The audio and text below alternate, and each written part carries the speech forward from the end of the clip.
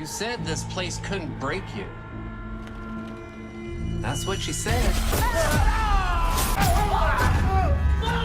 Let's see. I'm sorry, I'm so sorry. I'm so sorry. Ah! What is up, everybody? Jeremy Eisenfire here, and welcome to the channel. With From Season 3 just days away from hitting our screens now, we are learning some new and intriguing information on the upcoming season, along with some interesting details on some scenes we could potentially see in the very first episode. And it certainly looks like From Season 3 is going to start off with a bang and never quite slow down from there on out.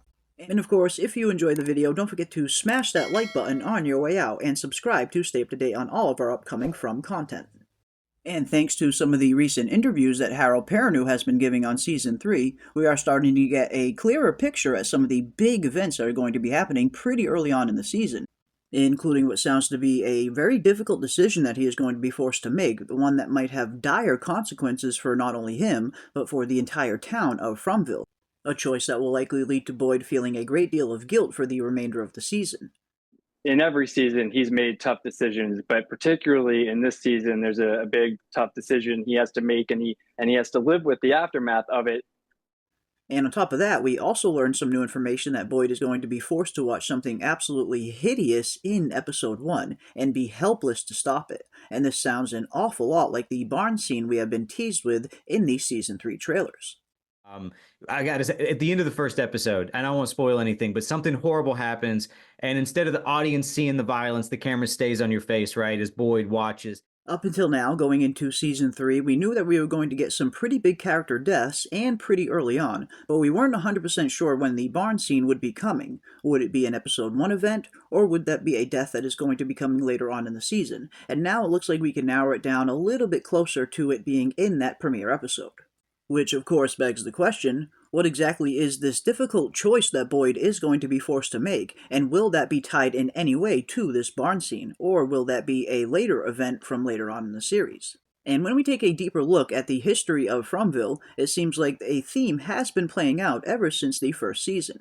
That which being big choices that our characters are going to be forced to make that are often going to lead to very massive consequences for all involved. And I struggle to think of any character that has been forced to make more difficult decisions than Boyd himself.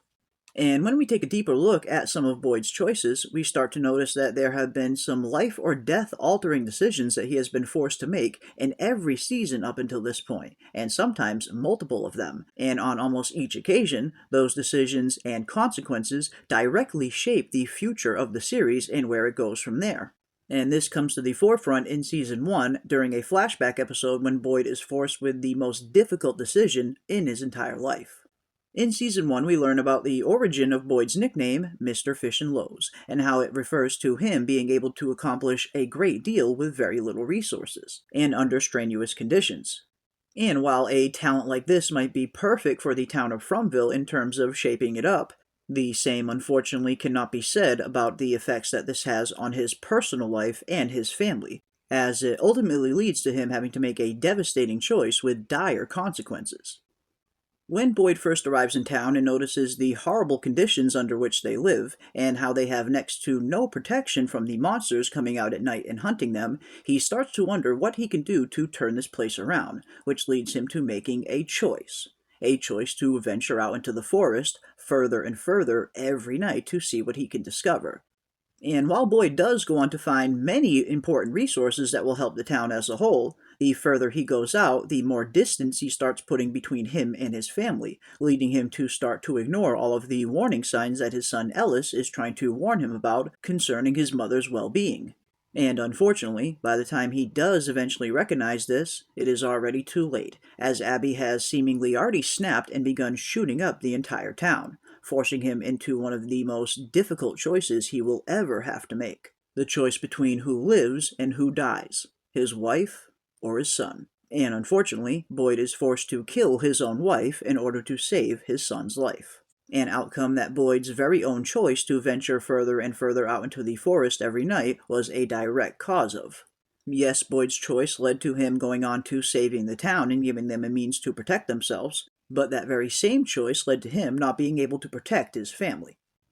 Then, towards the end of Season 1, Boyd is forced with yet another choice. The choice as to whether or not he should trust Father Cautry and Sarah and venture out into the forest in search for answers, or a way out. A choice that he eventually agrees on. And this choice to venture out into the forest is also another direct cause to Boyd suffering a great deal at the beginning of Season 2, as the choice to leave the town ultimately leads him on the path to finding Martin and getting infected by the worms. A choice that directly goes on to impact the rest of the narrative going forward in Season 2, as bringing the worms back to town ends up leading to devastating consequences. But then, later on in Season 2, Boyd is forced with yet another life-altering decision, one that could either save his son's life, or go on to end up killing him. After Ellis receives a severe wound, he is in dire need for a blood transfusion, forcing Boyd into yet another impossible decision, giving his son a blood transfusion and risking passing the worms onto him, or potentially risking his life. At which point, Boyd proceeds to make another choice entirely, a choice to try and pass the worms on to one of the monsters, which he successfully does, but unwittingly, by passing the worms on to the monsters, he unleashed the next horror upon the town, as we see the worms morph into the cicadas, which of course goes on to bring on a whole new nightmare upon the town of Fromville, which of course once again leads Boyd's choice to directly shape the narrative of the show going forward. And then, to top things off, Boyd makes one final choice when he goes to rescue Julie, Mari, and Randall back where he originally contracted the worms, as he chooses to smash the music box, seemingly freeing them.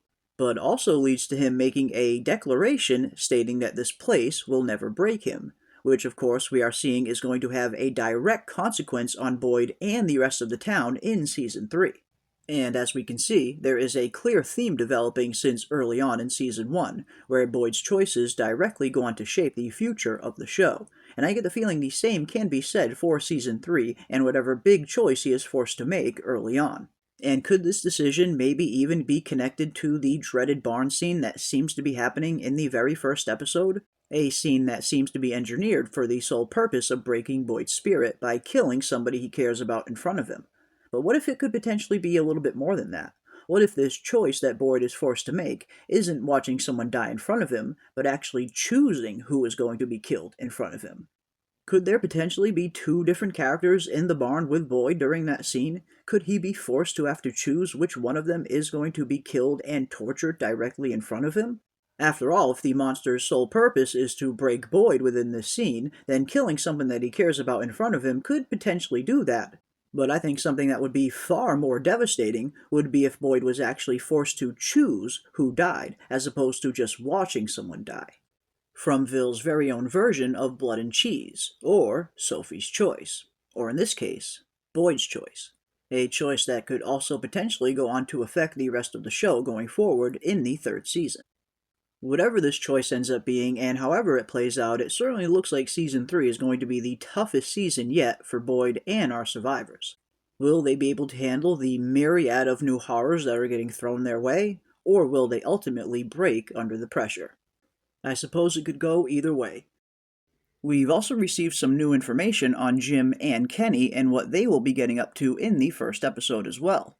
By now, we have all seen these new, weird totem-like figures that Jim and Kenny seemingly come across in the forest, and now we are getting direct confirmation that this will be happening in the first episode, along with some new added context as to what exactly Kenny and Jim are doing in the forest in the first place, and it turns out they are indeed searching for Tabitha. Which, if nothing else, also confirms to us that the town and the Matthews family still do not know exactly what happened to Tabitha and what her fate ultimately is. So it's going to be a pretty interesting conversation when Victor finally returns to town without Tabitha and what information he chooses to convey to Jim. Because if Victor was sending Jim on the same path that he set Tabitha down, then why are we seeing that Kenny and Jim are coming across this new ruined settlement that we see in episode 1? A settlement that Tabitha and Victor did not come across on their journey. Could Victor potentially be giving bad information to Kenny and Jim? Or could they simply be getting lost on their way to finding the bottle faraway tree? Or could this potentially be a case of Jim and Kenny setting off into the forest to search for Tabitha before Victor even arrives back in town? Which could potentially better explain why Jim and Kenny come across this ruined settlement in the woods. At this point, I suppose anything is possible. This is Fromville, after all. And another thing that we have recently learned based on the official MGM Plus synopsis for Episode 1 of Season 3, we are learning that Tabitha herself will also be mounting a frantic search in Episode 1 as well. So it looks like the Season 3 premiere is going to be jam-packed full of events, and we are now getting official confirmation that Episode 1 will be 51 minutes in runtime. So it looks like the hype is continuing to build the closer we get to the Season 3 premiere. But definitely leave your thoughts and comments down below. What big choice do you think Boyd will be forced to make early on in Season 1, and how do you think it will affect the rest of the show? And which characters do you think will not make it out of Season 3? But that is going to do it for us today. I want to give a big thank you to everybody out there for watching, and don't forget to come and hang out with us every Sunday night for our live From watch parties. And until next time, keep those tinfoil hats on, folks, and I will see you on the next one. How are you still alive? They wanted me to watch.